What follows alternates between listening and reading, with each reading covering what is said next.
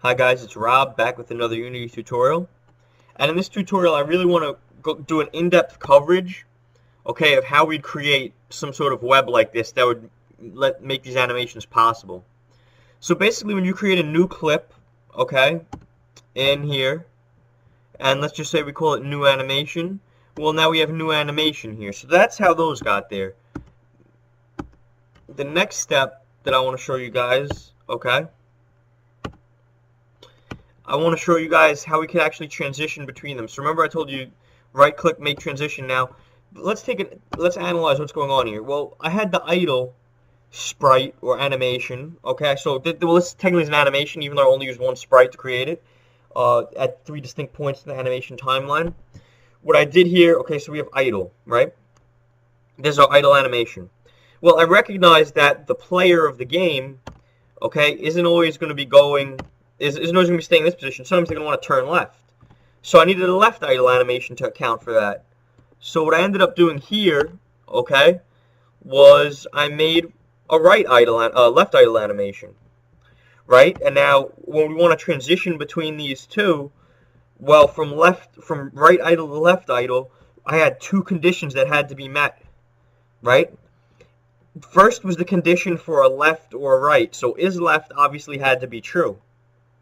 But in addition to is left being true, in order for it to meet the condition for, in terms of my game, for an idle animation to be possible, it means that the speed has to be less than 0.1. Anything greater than 0.1, I mean, means that the player is running. So in order to prevent a collision between an idle animation and a run animation, which would make the game actually swap between an idle and a run sprite and like really mess up your eyes, the way I prevented that was by making this a less than condition, with a less than of 0.1 being the condition to go to an idle. Okay, and as you can see, from left idle to idle, which idle in this case is right idle, is right would have to be true, and speed again would have to be less than 0.1.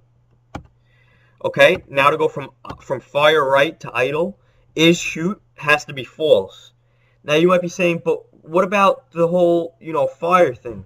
Well, I realize that's all taken care of in here.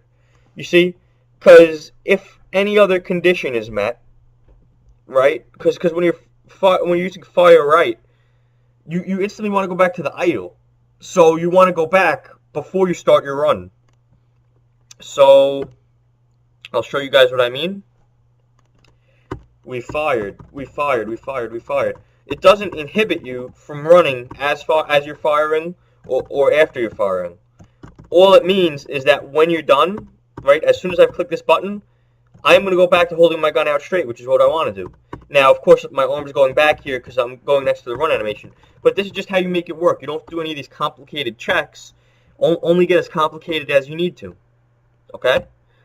Now, I'll show you fire right to run. Okay, so in order for run to go from run to fire right, is shoot has to be true. To go from fire right to run, is shoot has to be false. So once you've taken care of these conditions with the speed and everything from one to the other, then you can start just worrying about your Boolean variables. And I know it's kind of complicated logic right now, especially if you're new to this, but you'll get used to it. Just set up some conditions, and a good way to debug, because this happened to me the other day, a good way to debug is to say, okay, I have a problem here, right? And my problem was my right run was looking fine, but when I turned left and started running, it would flip back and forth between the right and left run animation sequences inadvertently. So, after sitting there for a moment and pondering it, I thought, well, the messed up occurrence is occurring from left idle to left run. And in order to debug that, once I recognized the two things, it's important to understand how this works so that you can debug. Well, then I went to the animator and was like, okay, well, let's go from left idle to run left. And I looked at the transition from left idle to run left. And it was something like speed was like less than 0.1. It was something dumb over here. And once I recognized that, I was like, wow, that saved me so much time just because I was able to recognize the transition from one animation to the next. When you really know your game on that level, when you're able to know, okay, it's from this animation to this animation, it just makes life so much easier and debugging so much easier. And that's about all the time we have left, guys. But thanks for watching, and be sure to tune in next time.